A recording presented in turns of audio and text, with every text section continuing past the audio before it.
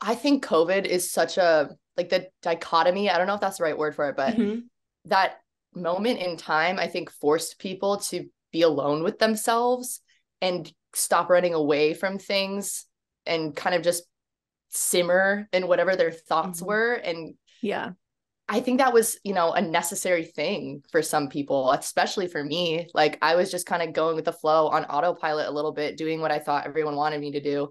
And then when I had that time for myself, it just opened up an entirely new world. And I think that goes for a lot of other people too. I think, yeah, just being with yourself and sitting with yourself and forcing yourself not to run away from things and not think about them is important.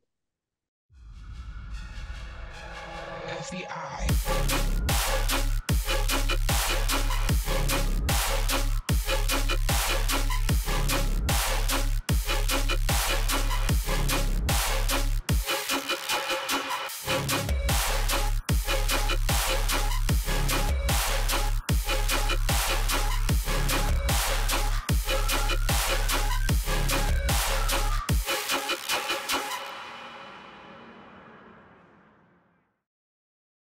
it's so good to have you on the show here finally, because we've been following you for quite a bit now. And so you just wrapped up the Planet Supersonic tour. Like, yeah. Wow. Oh my Are you God. recovering from that? Like, how's that going?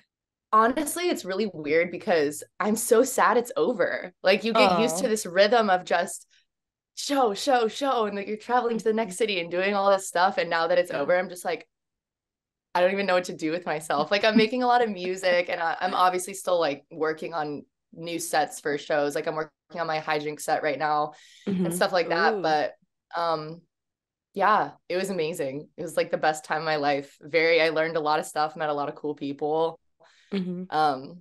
Accomplished a dream of mine that I've always wanted to do. Like going on a tour, like a headline tour is insane. So yeah, it's so good. And I'm sad it's over. But You're all over the place, man. I was like, how is this girl doing it?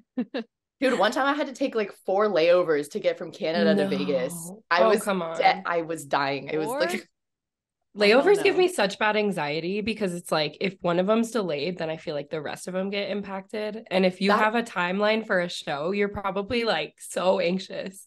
Yeah, that actually happened to me. I don't know if it was flying into Atlanta or flying out of Atlanta. No, yeah, I was flying out of Atlanta to go home for a few days and the flight got delayed and like it was just crazy. Like my first flight got delayed, so then I wouldn't be able to make my next flight, so then I had to wait like hours.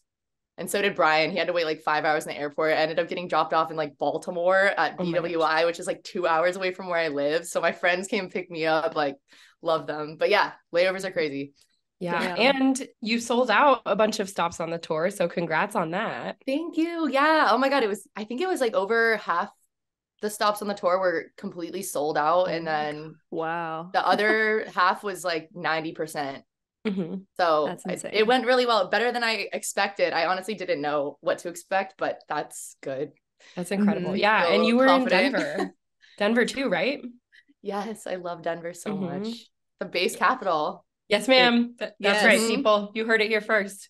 No, they just go so hard. Like, and they really support like the up and comers in the scene, I feel like. So Denver's always a good spot to visit, I feel like. It is. It's a blessing and also a curse, as we always say, because it's nice because we live here in Denver, but so you guys live in Denver. Okay, cool. Yeah.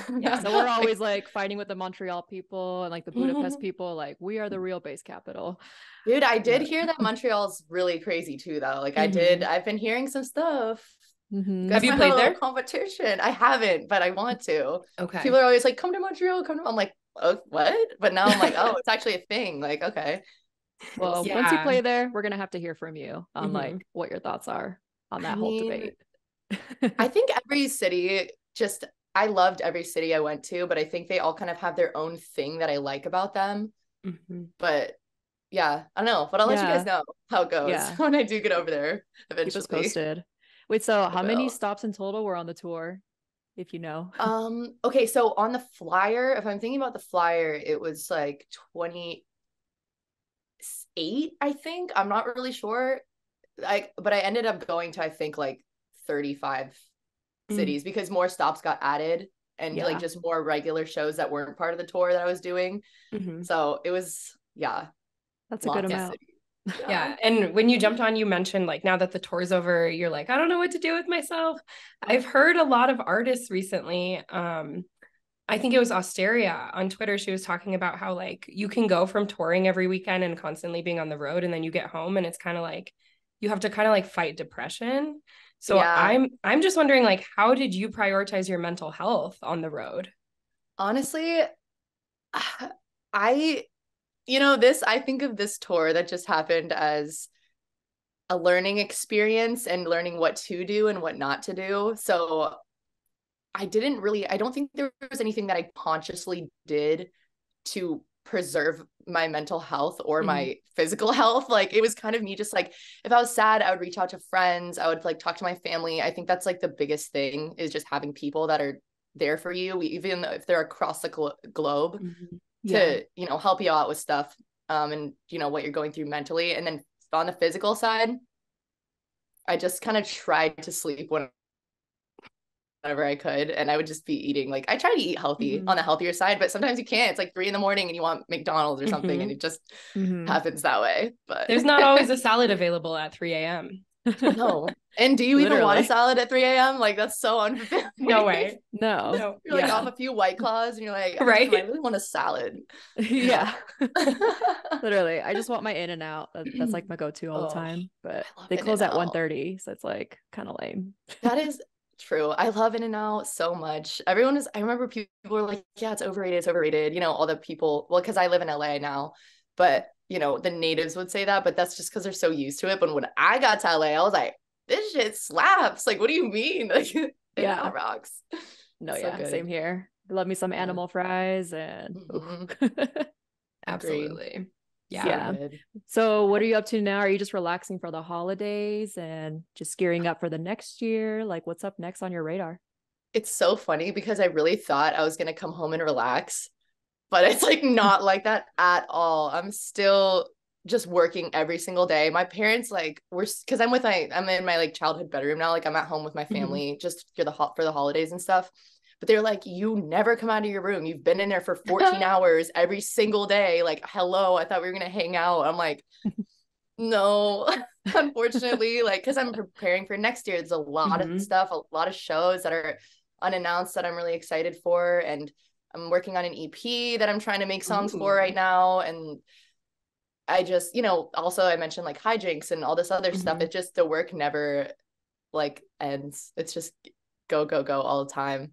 Yeah. And you have like, there's so many different buckets too. It's like prepping for your next set, like working on merch and branding, like social media content, production, like everything else. I feel like you could just lock yourself in your room for 100 hours and not exactly. And that's the crazy thing about with artists today too, is that we're expected to do everything, the social media, the branding, the obviously the music, and then you have to be a DJ and you have to make sets. And then you also like a lot of producers mix their own stuff and master their own stuff, which is also what I do. So it's just a lot for one person to do. That's why I'm really thankful to have the team that I do of like my manager and my agents and my visual guy. But yeah, and you sing as well, right? Those are your own vocals. Oh my God. Yeah, I sing and write. I actually started as a songwriter, so it's kind of like blended into this world. It's amazing. Thank you. Yes, keep killing it.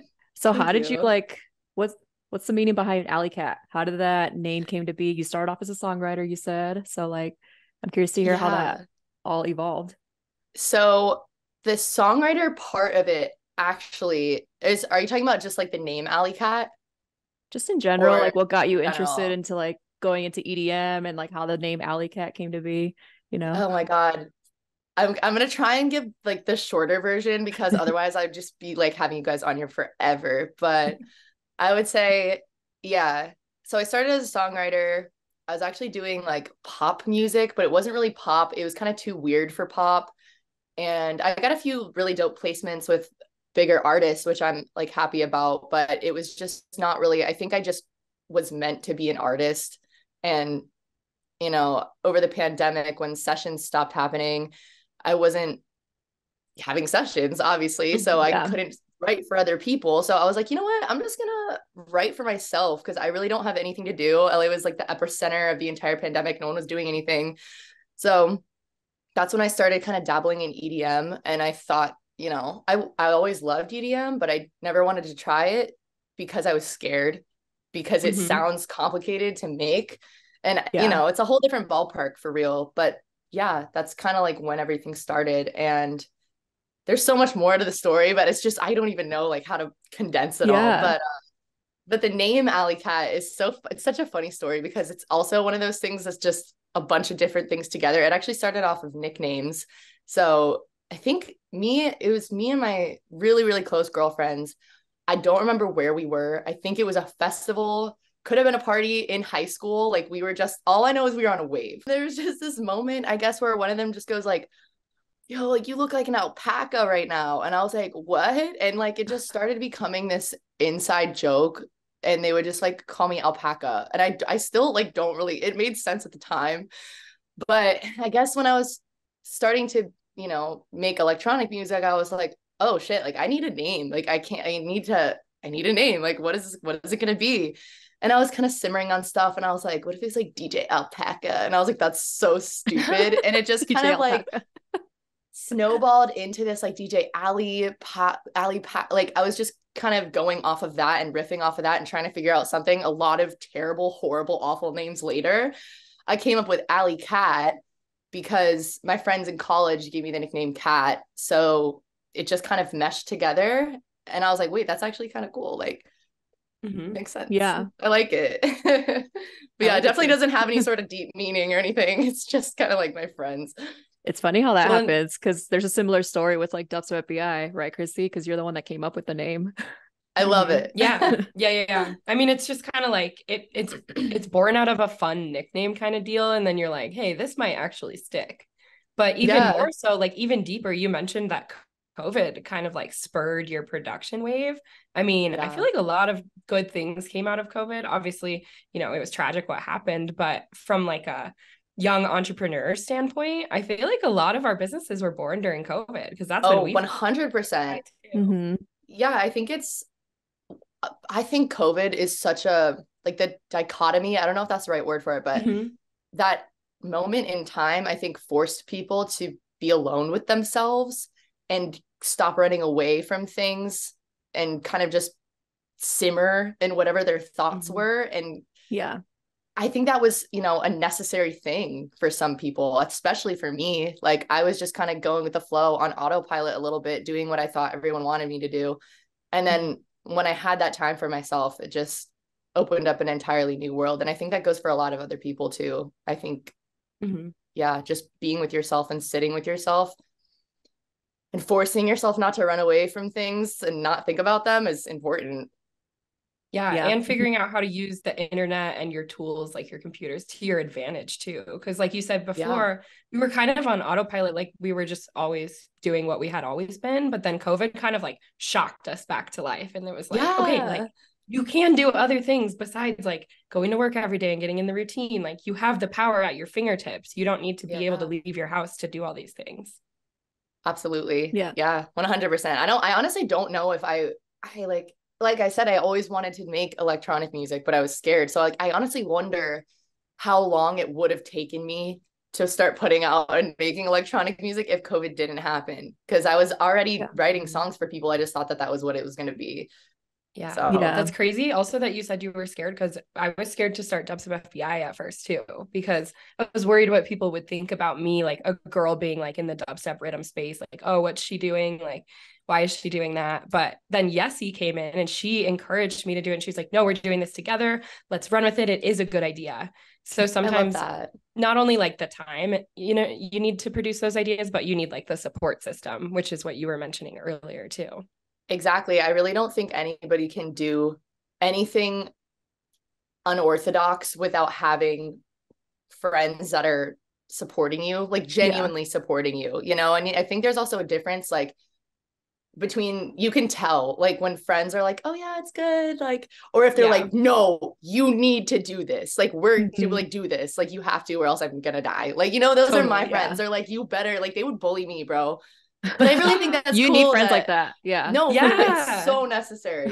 But yeah, I really do think it's cool that this is like a female led thing. I just think it's super I awesome. know. And I'm proud of you for doing that. Both of y'all. Thank you. Thank you. Yeah, I feel like it's just kind of helped us stand out in the scene too. I mean, you see it every day. There's not a lot of other female producers making the same style as you.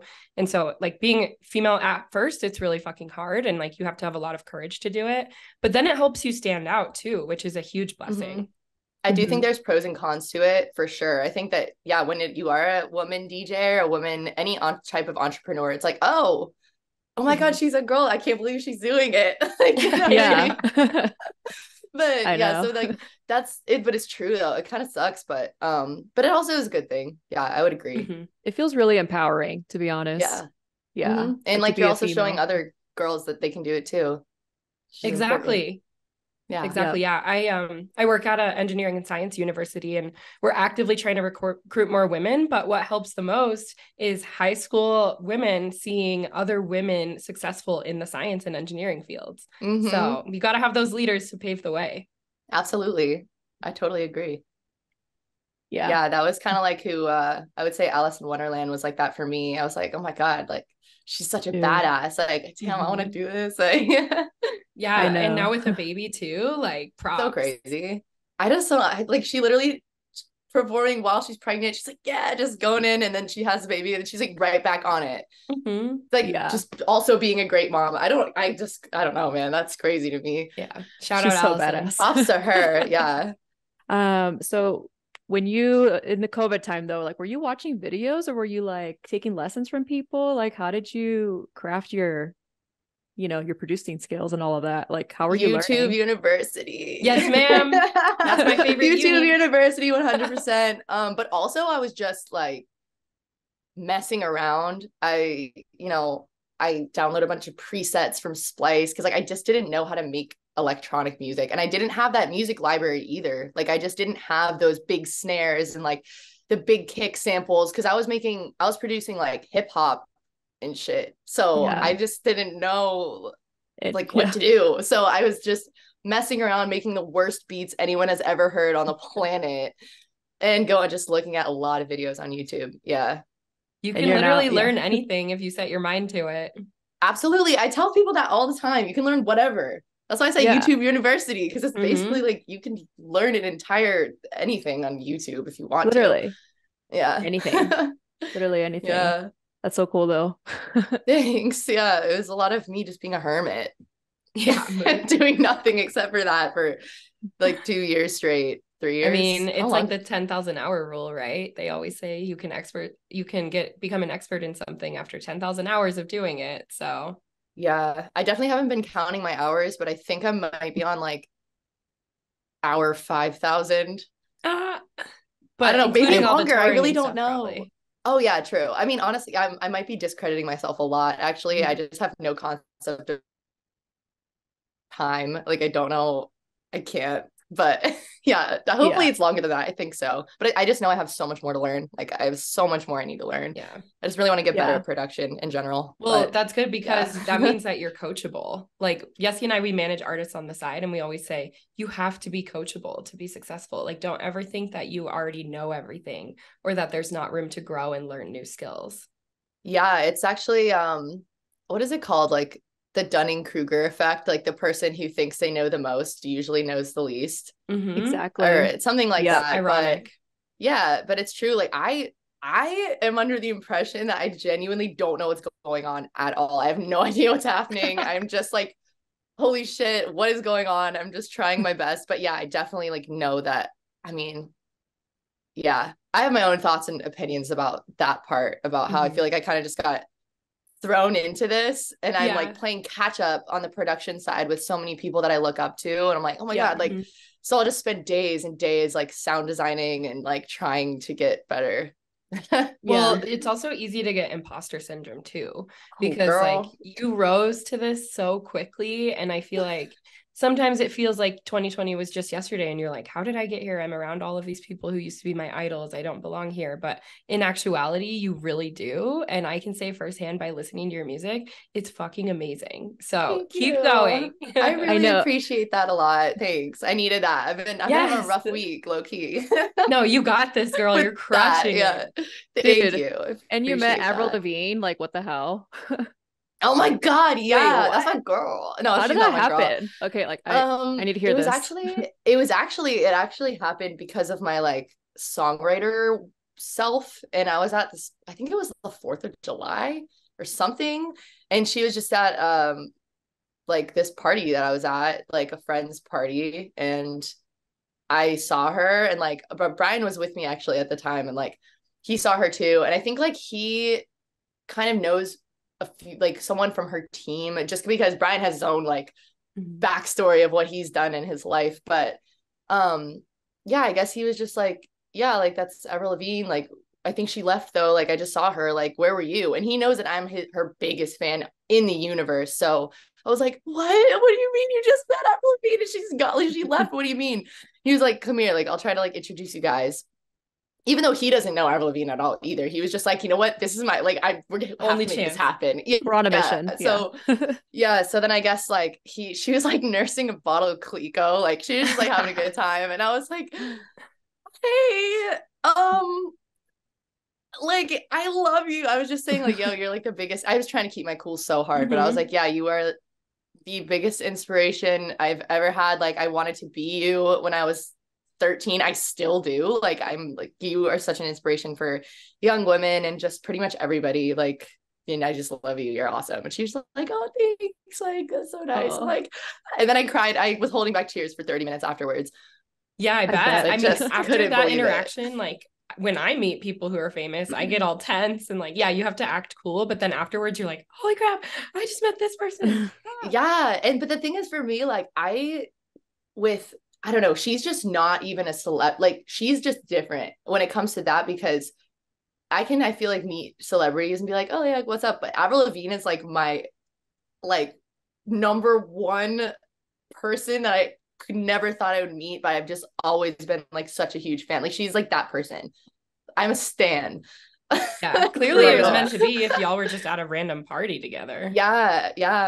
I don't know. Crazy how the universe works. Love that. Seriously, I had that picture on my wallpaper for like months and months. I'm probably gonna set it back, but I just have a motivational thing on there right now. Love that. Who are some of your other biggest inspirations, like outside of EDM? Damn, I love Labyrinth. I love Labyrinth. He did the whole Euphoria soundtrack, and he's just, the way his mind works and the way he goes about production is like pretty experimental. It's like really soulful. Yeah, I'm super obsessed with Labyrinth. I saw him play at one of the Offbeat shows here a couple months ago, like in April, and he was so good. Dude, I saw him at Coachella. I was like, oh shit. Ooh, that's a big one. Yeah, it was crazy. I think he brought Billie Eilish out too for that. For one of their songs. But yeah, he's super dope. I'm trying to think of who else. I don't know. I've just been on like that wave recently, pretty much. That's like, I'm bad at being put on the spot because I'm like, I have so many inspirations, but I love Labyrinth for real. Yeah. Very melodic. Well, speaking of like being an inspiration, what advice do you have for upcoming female artists in the bass music scene? I would give so much advice. Honestly, a lot of the advice that I would give could go for both genders, but I would say specifically for female DJs, I would say just work hard. Like, work as hard as you possibly can, because I think in any male dominated space, women are kind of automatically a little bit discredited. Like, I mean, you can see it on social media, you see it everywhere. Like, people don't even think I'm really DJing. People think that every woman is pre-recorded set. I've gone ghost produced, I've gone all that, which obviously the same thing is said about men, but I just think it's said about women exponentially more. So, but all I'm just saying is like, ignore all that bullshit and just work as hard as you can. Work twice as hard as anybody you know, because at the end of the day, hard work is really what I think. Talent is honestly less than 50% of it, because a lot of people are talented, but not a lot of people want to put in the work. So yeah, just work your little butt off. Yeah. Preach. Don't just lean on your talent. Like, you gotta go in. Like, you really gotta.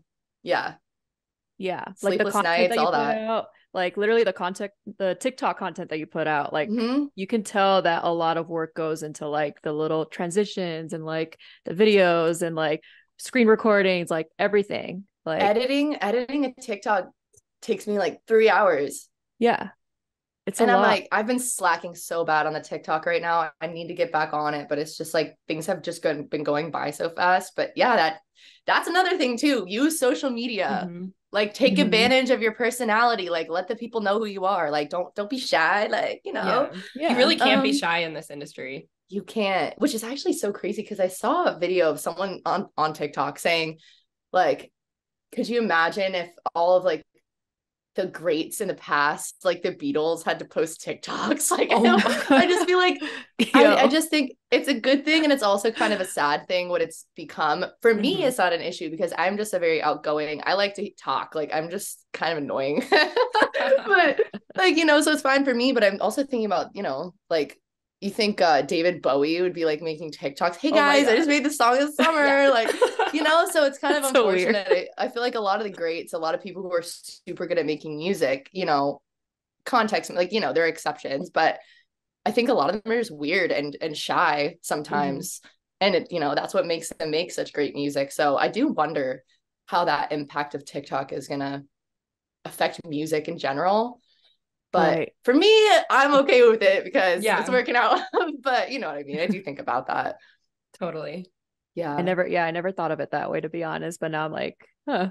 Yeah, man. Imagine. The world is changing. It's weird. The Beatles. Imagine. There's like old vines from the Beatles. Yeah. Like, they're like walking around London, like getting content and stuff. Yeah. Yeah. They're walking across Abbey Road, like, yo, what's up? Doing our album cover. Literally. Yeah. It's just really crazy, but you know, that's how it works, I guess. Yes, ma'am. Well, cool. We actually have some submitted questions that we want to get through. Okay. Yeah, so we just have a few right here. So, Tripping Sax, what's the inspiration for her sound design? It's like melodic subtronics vibes. My God, I love that they think it sounds like Subtronicsy. 100% Subtronics is one of the people that I'm super inspired by sound design wise. I just think like his basses are just so thick, like they're thick, you know what I mean? Like they're fat, like they're just like really chonky, and I love that about his sound design. Also, his melodies are really cool. Like they're like I don't know what the word is for it, but I just really like it, and I identify with that vibe. But I would also say sound design wise, I'm super inspired by Flux Pavilion, like 2015 era Flux Pavilion. Louder. So good. Yeah, you know what I'm saying? So like that era, I think mainly is what inspires my sound design. So it's them, or him, and then Subtronics, and then Zed's Dead too. I love like the frequency shifted type of bass. But yeah, I just kind of do pick and choose a lot of like certain sounds from different artists, but I would say probably like OG Flux Pavilion shit is like my favorite. That will always have a special place in my heart. Yeah, 100%. It's like that OG dubstep sound, you know what I mean? Yeah, and speaking of Zed's Dead, you released on Deadbeats, which is sick. Yeah. Congrats on that. Oh my God, thank you. Yeah, it was awesome. Little glitcheroni. It's doing really well. Thank you. Yeah, I'm super excited about it. I think my manager just reached out to their team, like, and they're like, do you guys like this song? And they're like, yeah. And I was like, okay, great. Oh, like, yeah. That's awesome. So yeah, you never know until you try. That's like the really crazy part. It's just kind of putting out stuff into the world and hoping people bite and they like it. But yeah. It's always the best feeling. It is. Yeah, I'm happy about that one. Our next question is from It's Caro, our good friend Caro. She's asking what your favorite stop of the tour was and why it was TK Lounge. Oh my God. So damn, TK Lounge was so much fun. I'm not even gonna lie. Like Soju, like oh my gosh, the Soju gang. Shout out Il and Brian. Shout out. Everyone at TK is amazing. We love you guys. Yeah, no, it was so much fun. Everybody who works there is great, super friendly, super nice. And then obviously Zingara came out, like her squad came with her that I've also become familiar with. So we were doing karaoke. It was fun. Just like the best time ever. I brought her out for Remember Me. Also, I just love Florida. It's so warm. Yeah. Can't say the same here in Denver. Yeah, I'm a warm like person. I like to be like a desert salamander. Like put me in the middle of the desert and I will absolutely just like be so happy. I hate the cold. Wait, so where do you live? I live in LA, but right now I'm in Virginia, which is my hometown, with my parents and my brother, Love that. and my dog. But yeah, so I'm kind of in the cold weather a little bit right now. It actually snowed today for the first time. Oh wow. So yeah, it's snowing. Yeah. Yay. Yeah, it snowed here like 2 days ago. Yeah, I love the snow. See, I like it when it's cold, but it's snowing and it's pretty, and not like the gray, slushy, gross, salted road looking ass. Agreed. Like I'll get snowed in any day, but if there's a sheet of ice on the ground and it's windy out, I'm done. I'm over it. Yeah, that's what I'm saying. I'm like, no, yeah, 100%. Oh wait, but I want to go back to favorite stop on the tour. TK Lounge was definitely up there. Like I said, every city has like a special place in my heart for other things, like for certain reasons. But the Pacific Northwest was super crazy, just in general. Like all like Denver. Is that Pacific Northwest? Am I tripping? Oh my God, sorry, Midwest. I don't know geography. Help. Midwest. Okay. Anyways, we'll cut that part out. No. Yeah, just like nobody needs to know that. It's fine. You can keep it in.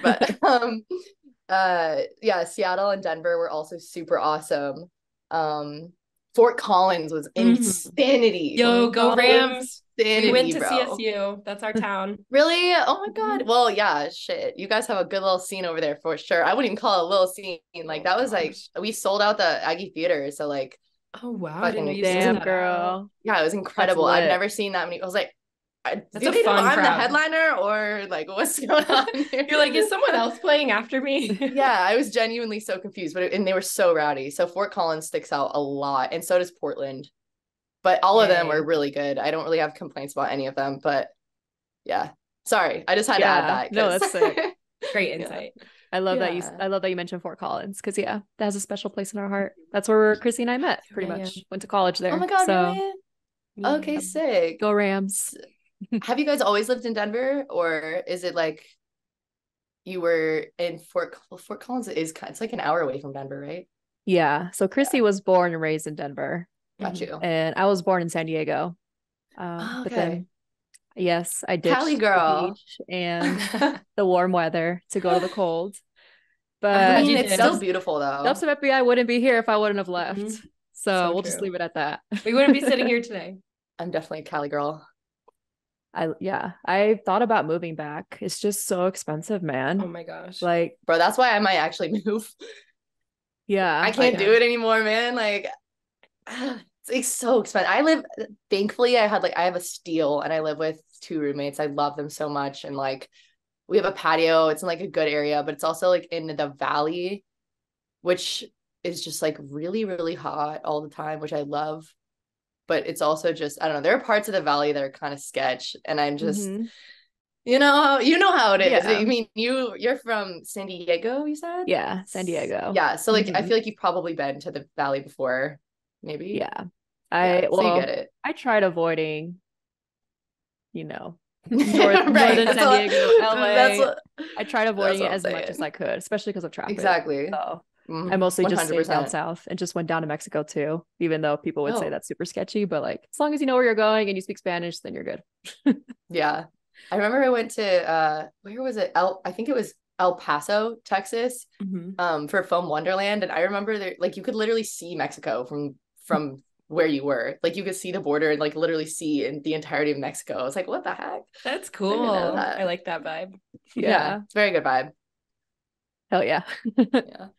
So, all right, we got one more submitted question that I'm actually curious about. It's from Liquid Space Dreams 2772. Who is your dream person or people to do a back-to-back with? Honestly, I don't know if I have like a dream back-to-back artist like that. It would probably be someone like super crazy. Like, I don't even know. Skrillex. Oh, yeah. We'll say Skrillex. Yeah, I'd love to go back. Yeah, yo, Sonny, what's good? Skrillex, we know you're listening. Yeah, come on, Skrillex, come on, please. Like, please, can we just real quick? No, I mean, shit. Yeah, that would be incredible. But I think other than I don't exactly have like an exact person. I mean, other than Skrillex. I would love to go back to back with any like big DJ. I feel like it'd just be insane either way. But I think I would also just love, I think it'd be super fun to go back to back with Zingara just because she's my homie. And I think it's always just like a fun time when we're on stage and together where we're bringing each other out for songs. But I think going back to back with her would be just super fun.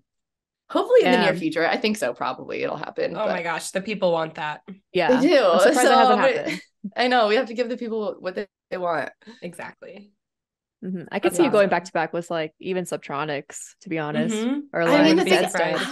I would love, like, the thing is, I think the reason why I didn't really have an answer is because it just is so crazy for me to be like, yeah, I'd love to go back to back with the Zed's Dead. Like, that'd be so cool. But it's like, I don't, in what world? Like, I don't know. It just seems so crazy. Like, Lays went back to back with Nightmare.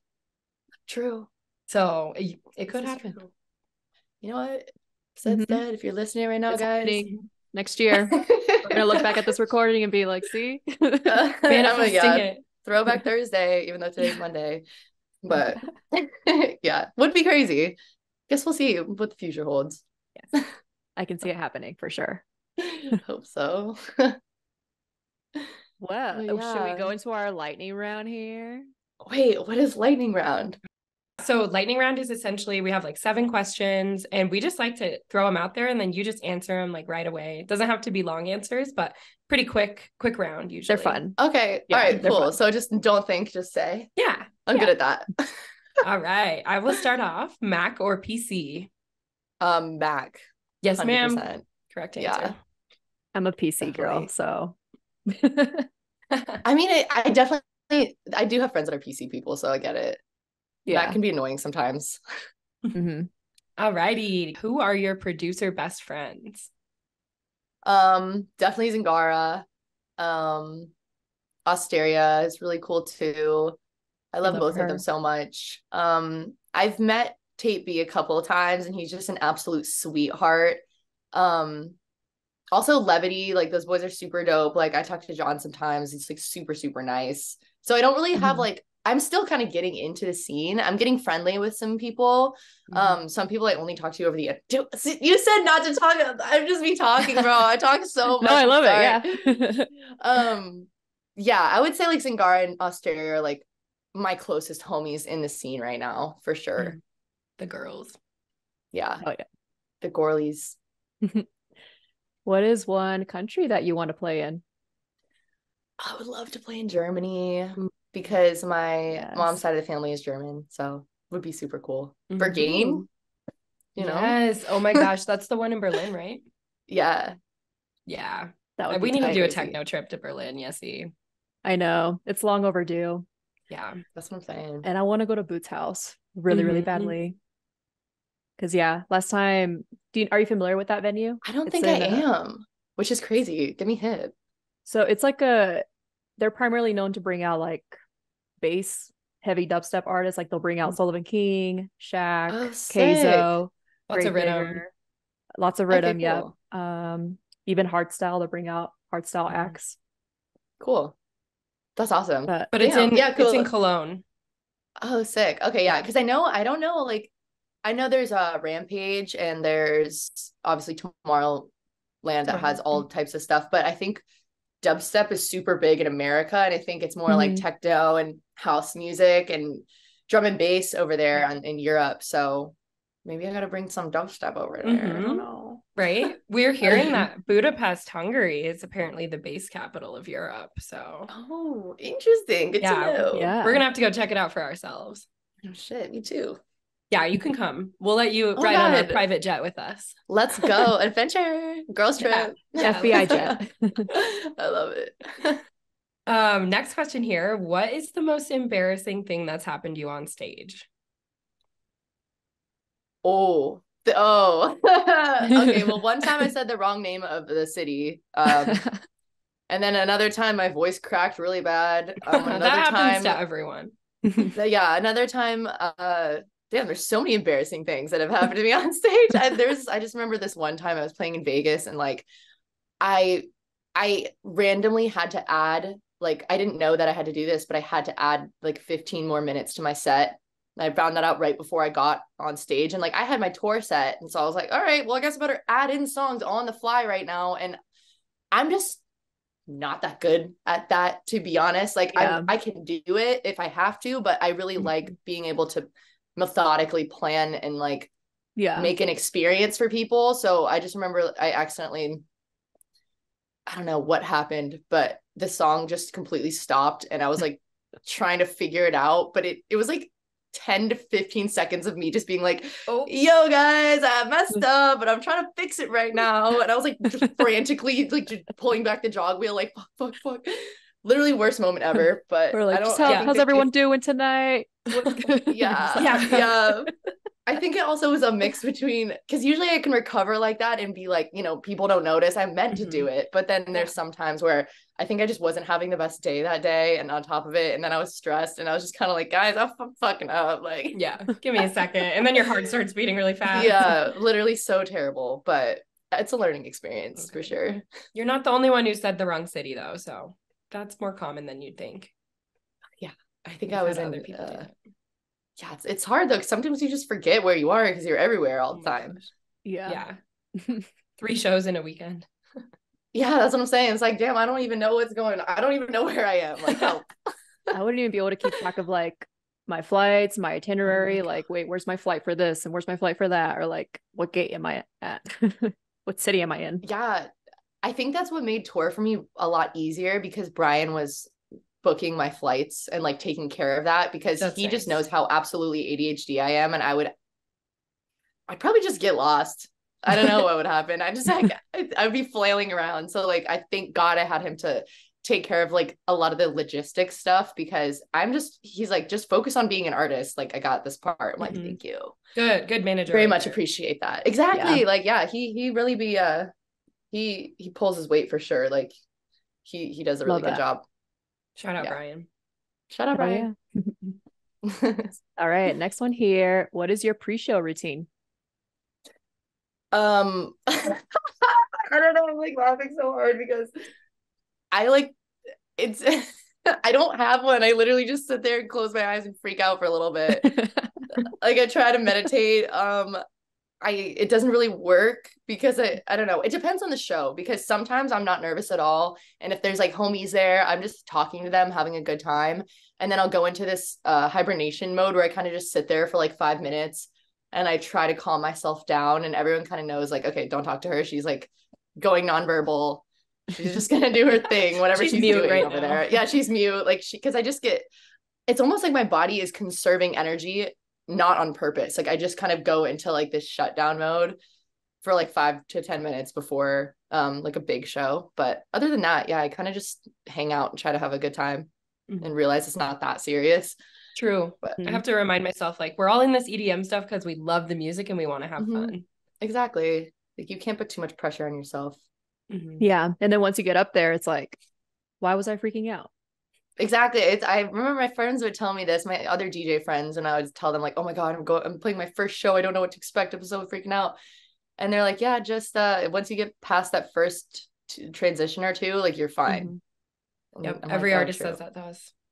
Yeah. You like get in the zone and I still at least you're outgoing. Nervous, so. Other artists, like we've met some artists who are super introverted, and I'm like, I don't know how these artists are expected to entertain thousands of people. I think about that all the time. I'm like, if I was super shy, knowing how anxious I get and knowing how much I care about this shit and how much I really just want to do well and how hard I am on myself, if I was shy on top of it, I would self-destruct. I would just explode, spontaneously combust, if you will.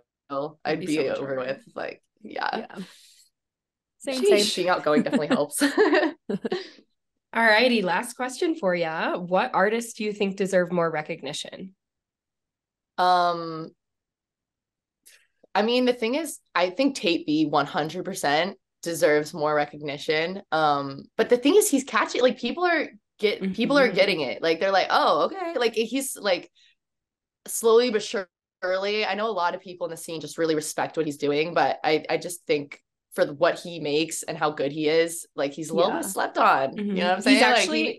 He's announced some big shows next year. Oh yeah, like he's doing. I think his next year is gonna be insanity. Like I know it, but I just want more people to know about Tate B. Even if a bunch of people knew about him, I'd be like, yo, everyone else needs to listen to him. Like, So yeah, exactly. Yeah, he's super good. I'm a big fan of his music for sure. Yeah, I met him for the first time, like actually face to face at Base Canyon this year. Oh, really? And That's when I met super him for nice the guy. first time too. Oh, no At Base way. Canyon. Yeah. Oh yeah. He is really His set nice. was really packed out and it was like during sunset too. Like I Ooh. was really happy for Yeah. him. He's wild. I think I played right before him on the same, no. Yes. I think he played after me on the same stage. Oh, Yeah. And I yours was remember, during daylight, right? yeah, Yeah. it was at the Starlight stage. And I remember I get off stage and I was like, I think my reverb was off the whole time. And he was like, yeah, it was. I was like, oh. Oops. Yeah, but he's a sweetheart. He's a sweetheart. Me and Zingara and him were all chilling for like the majority of that festival. It's a good time. Yeah. Love that. Yeah, it was my first time at Base Canyon and I loved it, except the haze. Yeah, I was so terrible. mad because I was only there on the day where it was super hazy. So I know. that's all I saw. I didn't even get to really experience the full canyon effect. Well, yeah, thankfully I was there the day before, but I'm really mad at myself because that day I was like running around everywhere, like trying to like check out all the stages, all the sets. And I was like, I'll take some cute pictures tomorrow, like at that nice little podium spot where everyone takes those pictures in the backstage area. And then of course I show up the next day and it's all hazy. You can't even see the reservoir. I was like, yeah, I'll just go fuck myself. it looked yeah, definitely looked a little apocalyptic for sure. I was like, oh wow, okay. Cool. Yeah. It was from the Canada fires, right? The wildfires over there. Yeah. So crazy how it just blows into that. Like they just thousands of miles. Yeah. It's wild. Yeah, it blew here in Denver as well over the summer. There were a lot of days where we would just wake up and it was just like it looked like apocalyptic. Yeah. It's so wild. It's crazy. Nature's crazy. Cool. Well, yeah, that was the lightning round right there. It was I like it. Sorry, I wasn't very fast. No, it's more so to just give us fun things to talk about. We asked a lot of the same questions for the lightning round. So that's how we know, like, oh, other artists have had that embarrassing thing. So it's cool to hear different takes on those. Cool. I'm glad to know I'm not alone with the embarrassingness of that. Yeah. Well, before we wrap up this interview, is there anything you'd like to say to the audience or any final words for everyone who's listening?